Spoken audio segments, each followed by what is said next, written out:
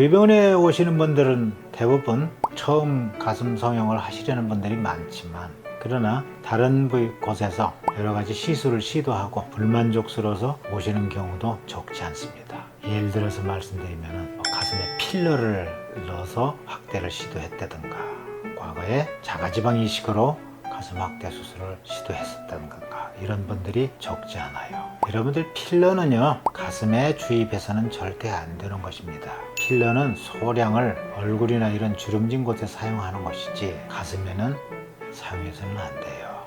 사용 못하게 또 법으로도 정해져 있습니다.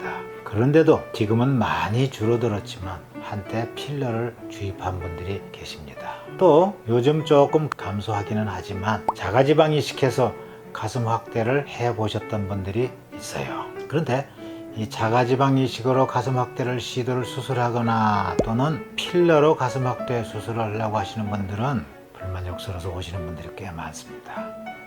아까 말씀드린 것처럼 필러는 가슴에 절대 주입해서는 안 됩니다. 가슴에 필러를 주입하게 되면 생각해 보십시오. 필러는 이물질이에요. 이 이물질이 안에서 염증 반응이나 이물 반응을 당연히 일으킬 수도 있겠지만, 안 그렇다고 하더라도 생각해 보세요. 모유수유 하는데 필러가 아기 모유에 섞이면 되겠습니까? 이거 얼마나 끔찍한 일이에요.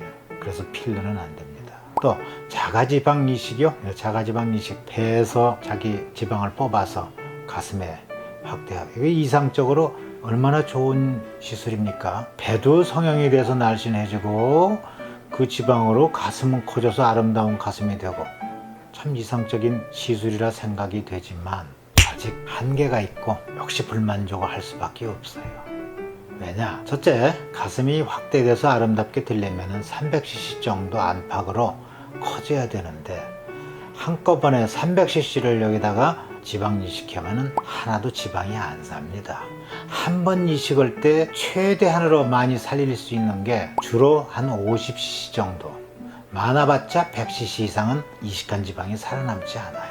그러면은 300cc 정도로 크게 하려면 이건 몇 번 수술을 해야 되겠습니까? 서너 번, 너댓 번 해야 되겠죠. 서너 번, 너댓 번 자주 할 수가 없습니다. 왜냐? 1년 내지 최소한도 6개월 간격으로 나눠서 해야 됩니다. 그럼 몇 년에 걸쳐서 서너 번, 너댓 번 자가지방 이식한 가슴이 예쁘게 될까요?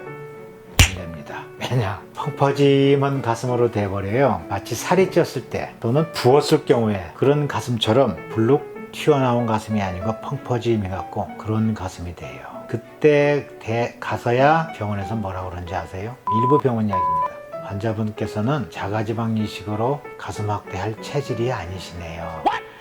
진 다 빼먹을 대로 빼먹고서 뭐라고 그러시네요. 마지막으로 보형물을 사용해서 시도를 합시다.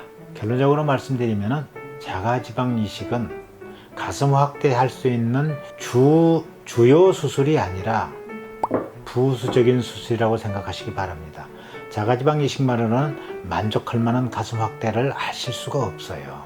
가슴 확대 수술하고 거기에 부수적으로 좀 낫게 하기 위해서 사용할 수는 있어도 자가지방 이식만으로는 만족스러운 가슴 확대 수술을 할 수가 없습니다. 자가지방 이식으로 가슴 확대 수술을 한다는 게 만족할 수 있는 시술이 아니라고 그랬죠. 그런데 더더군다나 한 수 더 뜨는 경우가 있어요. 어떤 곳에서는 줄기세포를 이용을 해서 자가지방 이식과 함께 가슴 확대한다는 그런 말을 하는 곳이 있습니다. 근데 이거는 말 자체가 되지 않는 것입니다.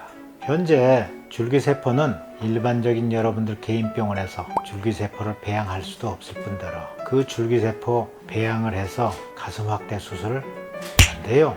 지방 이식을 하고 거기에다가 추가로 줄기세포를 주입을 하면은 생착해서 살 수 있는 지방세포가 늘어날 수 있다는 그런 보고는 있을 수가 있겠지만 줄기세포만으로 가슴 확대가 되지 않습니다. 전혀요.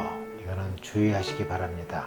이런 까닭에 자가지방 이식이나 또는 필러를 이용해서 수술을 했다가 불만족스러워서 오시는 경우들이 전에는 많았는데 요즘은 다행스럽게 주는 경향이 있습니다.